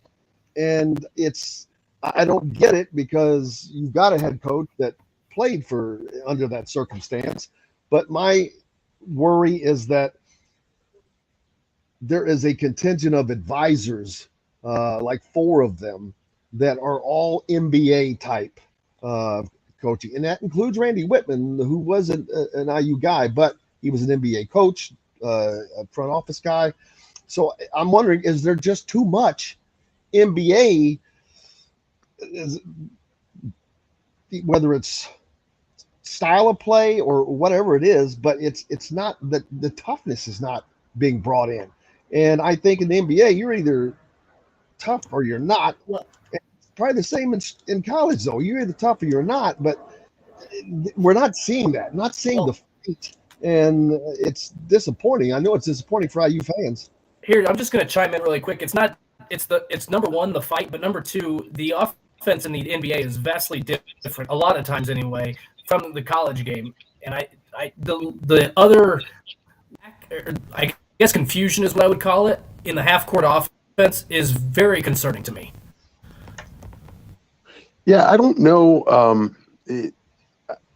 I don't know necessarily that it's tough to put your finger on, I guess.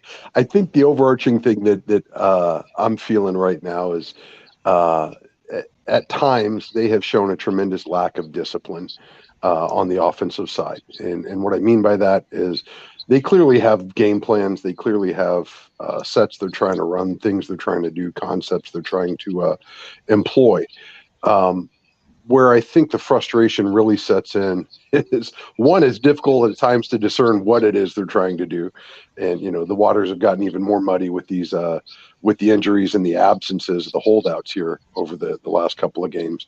But I think when you see them so frequently break down, become stymied, it gets stagnant real quick, real easy. And I think that speaks volumes to how important the guard play is for this team, as well as for all college teams right now.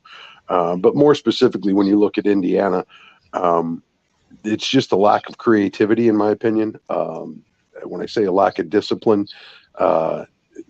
what are we doing out here? Like, when you see, 4 guys standing around the arc and, several of them don't move more than 2-3 feet in any direction during the entire set, we're certainly not employing all the assets on the floor at any given time.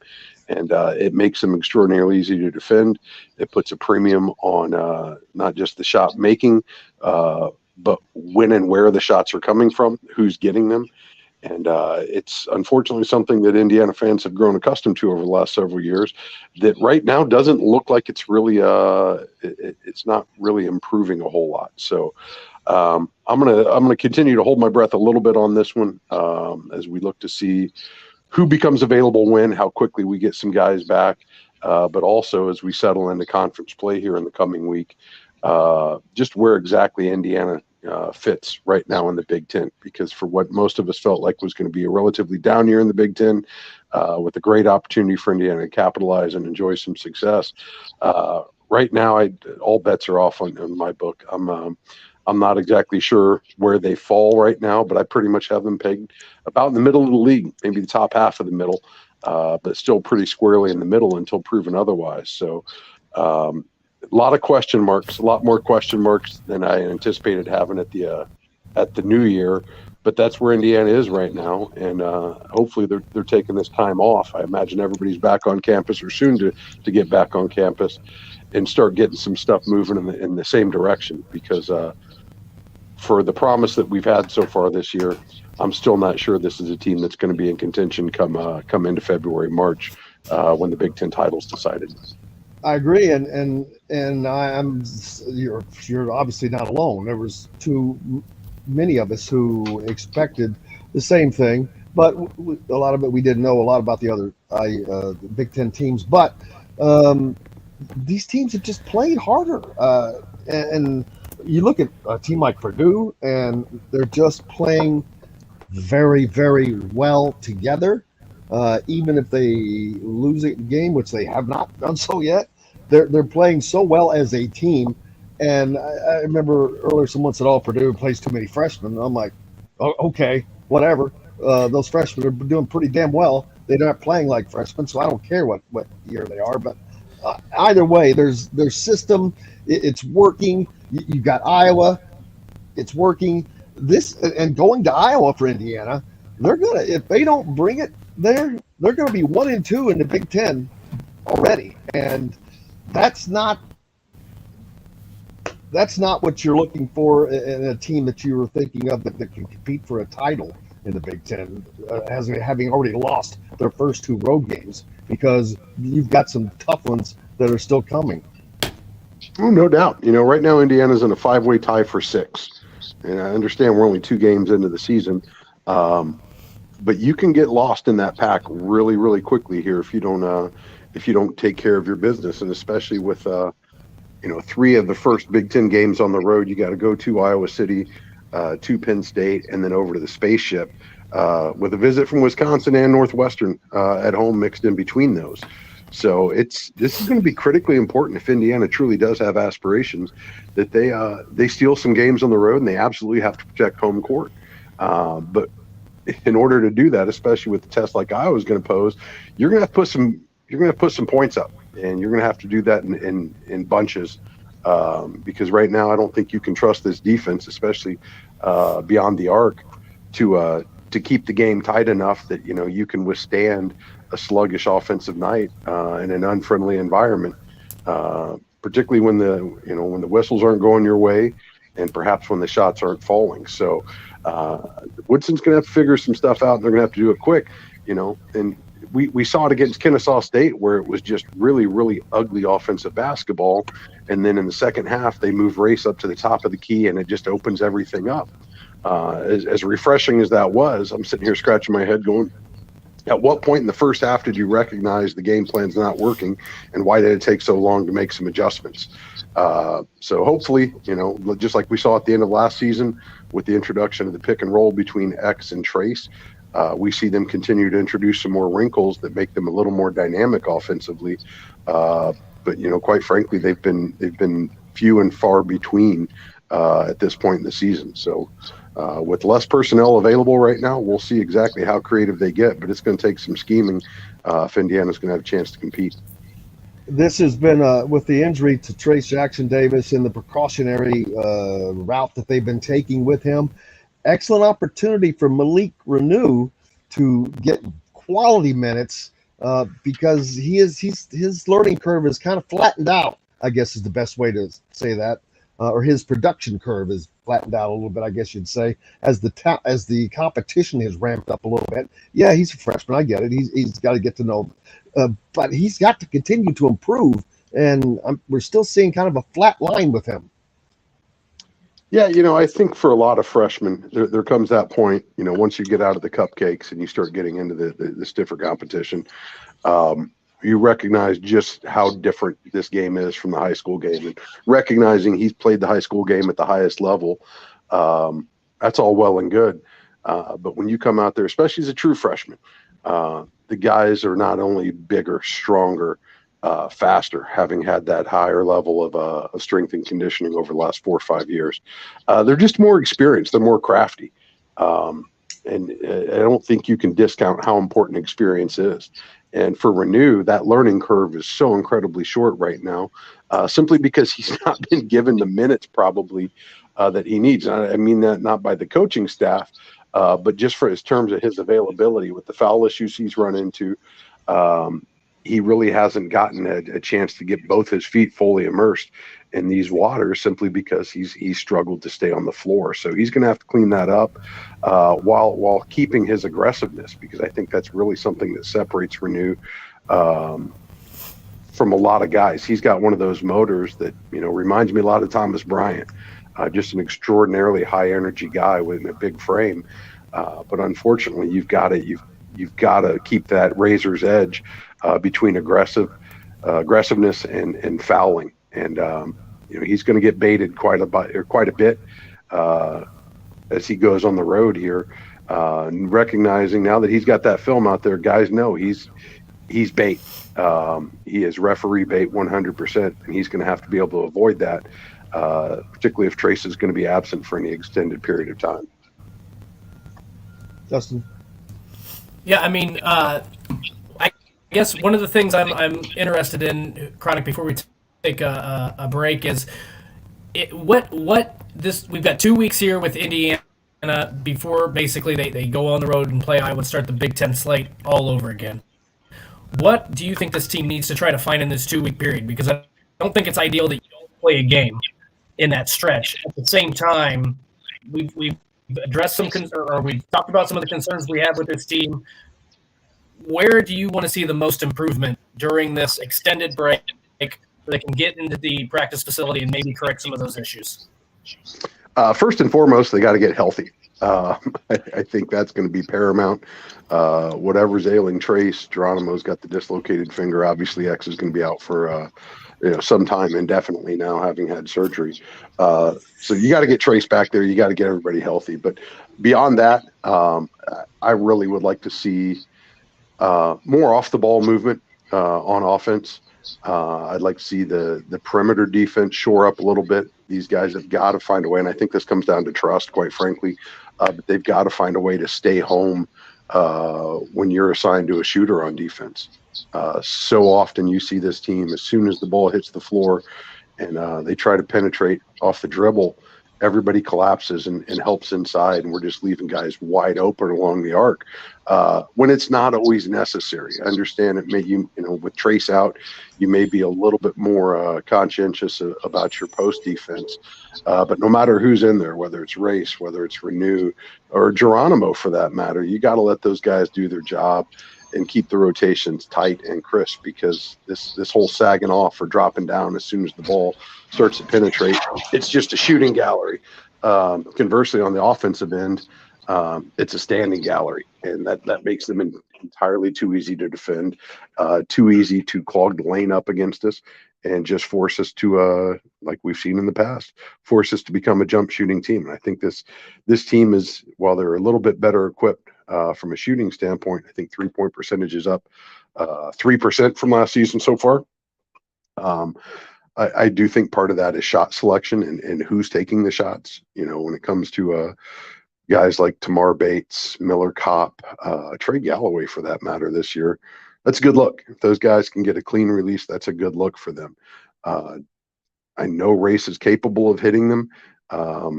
I still don't think that's going to be Indiana's best look on most sets. But part of that is when the guys aren't moving and we're just passing it around the horn or kicking it back out.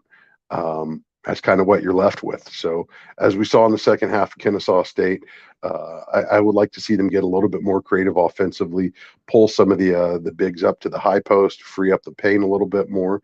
But more than anything, let's get back to some hard screening and some hard cutting and just moving off the ball, because it's so much more difficult to defend when you've got 4 or 5 guys in motion at any given time, as opposed to basically one person that's going to try to get loose and we're just going to do a passing game. I think Indiana without X is going to have to get better off the ball, because you're going to have less guys available or less opportunity to break teams down off the dribble. And as we've seen right now, Indiana's passing, while it's probably a little bit improved, it's still not good enough to overcome the lack of motion, or at least movement. I know we as Hoosiers take that term motion literally and religiously, but I'm talking in the most basic sense: move off the basketball. Just show me a little bit more of that.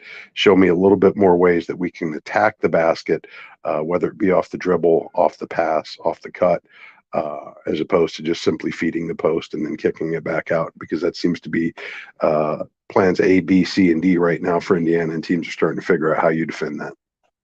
Chronic Hoosier, brought to you by Andy Moore Honda. Can't thank you enough, brother. Hey, thanks for having me back on. Enjoy your sunshine while you got it, and we'll see you back here in the frozen tundra soon enough. It will be, sir. Have a great one. We'll talk to you again soon. Chronic Hoosier joining us here on Indiana Sports Beat. Happy New Year as well. Brought to you by Andy Moore Honda. We've got a little bit more coming up. We'll be back right after this. We'll be right back to the Golf Club at Eagle Point Studios for more Indiana Sports Beat Radio with Jim Coyle, presented by Endeavor Hospitality Group and Andy Moore Honda of Bloomington. Let's make this the Dustin Schutte segment. This is the Dustin Schutte has to leave break. Oh, you have to leave now? This is, yeah. But you only got, 8 minutes? So yeah, you're only gonna. This is gonna be not even 8. It's gonna be like a 4 or 5 minute segment. There you go. Perfect. All right. I was just gonna let you talk the whole time. Oh boy, I said my piece. I'll see you guys tomorrow morning. See ya. All right, buddy. Have a good day. Hey, where are you now? Oh, you're back home? I'm back home. Yep.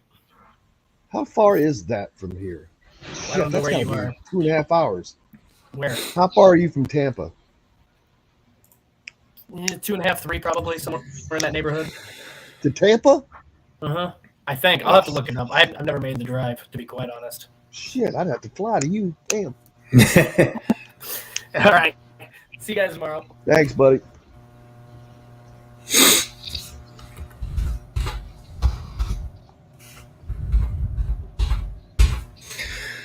Where are they? I got a new phone, man. Every time you get a new phone, it's a freaking. I was noticing your notifications sounded different. I didn't know what the reason was, but that makes sense now. Because I've got to go in and change everything. And your notifications sound like the notifications that I get. Oh man, I'm like, damn it, I don't know what I'm doing. I don't know what's what. Can you even see me? Yeah, you sound fine, or you look fine. Okay, I can't tell. By the way, while we're in a break, this Friday, Joe Lincoln will fill in for me again because I've got to do KSR duty once more. Hopefully the last time for a while. But KSR. I know. Have you talked to our boy yet? Is that code for something I'm supposed to know? Who's our boy? Your boy? Oh, my! You talking about someone that I work with? Yes.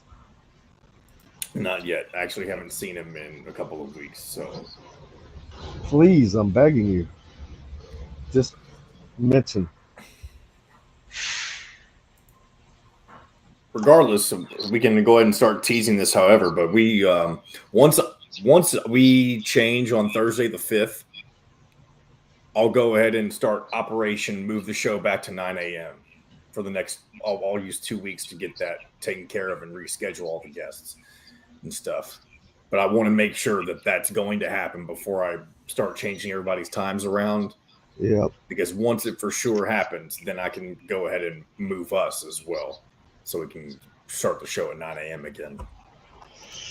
Will you all be happy? Those of you who are listening, not that it matters to, I guess, a lot of people because they don't listen live, but those that listen live, I think the 9 to 11 will be better again. All right, here we go. It's delicious 5-star comfort food with a Southern charm at 2-star prices. Southern Stone Restaurant is part of Endeavor Hospitality's Wow Club.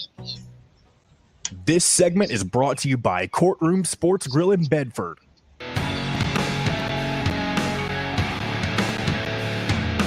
Now back to the Golf Club at Eagle Point Studios for more Indiana Sports Beat Radio with Jim Coyle, presented by Endeavor Hospitality Group and Andy Moore Honda of Bloomington. Welcome back, Indiana Sports Beat Radio, coming to you here on this December 27th on a Tuesday, post-Christmas. I hope everyone had a happy holiday season, celebrating with their family. I was able to see my daughter, spend some days with her. That was awesome in itself. Seeing the sun again for the first time in several days now is nice as well. But seeing you guys is awesome, and everybody that joins us here on Indiana Sports Beat. So happy about that. Looking forward to tomorrow. Tomorrow's Wednesday, so I got to keep my days. So we're back to, hopefully Bob Kravitz will be back with us. Bob's been under the weather for like 3 weeks. Just hasn't been able to talk, and he felt so bad last week that he actually called me to make sure he knew that I knew that he wasn't ghosting me, and he could barely even talk. He was like, you could not hardly hear him, and I'm like, dude, I understand, but he had lost his voice for it's been a while, but I look forward to getting Bob back on. I'm sure he's ready to the Colts. Gee whiz, what do you Tank City, buddy? Tanks very much. So you talk about the Pacers. The Pacers are trying. The Pacers are a team that people expected to tank, that they wanted to tank, and while they're losing or not, they're trying. They're busting their ass, and it's not that the Colts players are not playing hard. I'm not going to say that. I would never say that, but it doesn't. It's not a good look. Doesn't look good. Kevin, I appreciate you, brother. Thank you. And no, I wish that no, we couldn't not have shows the rest of the time. I was shocked that took time off. But Rudy, I like Bob too. He's a good one, man. He's just a professional. But we're fortunate to have people like Mike DeCourcy and Bob, all of our guests. But Rick Bozich, those guys are nationally renowned writers. All three or two. Bob, I think, has not been president of the United States Basketball Writers Association previously, but I know Rick has. I know that Mike DeCourcy has been. They're both those guys are in the USBA Hall of Fame. So very, very fortunate to have guys like that, and I can't thank them enough. But we're also very fortunate to have people like you guys, and I can't thank you enough. So just curious, we're hopefully time-wise going to be moving back to 9 to 11 Well, on YouTube. Yeah, I need to have you take care of that, John, in post. But I hope everyone's having a great week. What are you doing in between Christmas and New Year's? Got some New Year's resolutions. Hopefully, the Indiana basketball program has a New Year's resolution, and that's just to fight hard and win, or to get after it. Because, buddy, I'm telling you, that next game they have, I've been there, and that team is going to fight. But we'll find out. But we've got lots more to do tomorrow. Looking forward to it. Cannot tell you how much fun it is to be back with you guys. Missed you, and look forward to doing it again tomorrow. So look forward for that. Like I said, Bob Kravitz, along with Kyle Nedrick from the Indy Star and Rick Bozich from WDRB.com. For John, the producer, Dustin Schutte, big thanks to Don Fischer, of course, Mike DeCourcy, and Chronic Hoosier joining us here today. Cannot thank those guys enough. And shout out to the Courtroom Sports Grill down in Bedford. Make sure you stop by. A great place to have lunch, beer, meet friends, part of the Endeavor Hospitality Wild Club. Make sure you sign up there. Great sponsor of thehoosier.com. We're back tomorrow to do this again. Until then, I'm Jim Coyle. I will see you on the radio. Thanks for listening to Indiana Sports Beat Radio. Be sure to subscribe to our YouTube page for more clips and team coverage of Indiana basketball, football, and more. You can also find full episodes and tons of other content on thehoosier.com. We'll see you next time for another edition of Indiana Sports Beat Radio.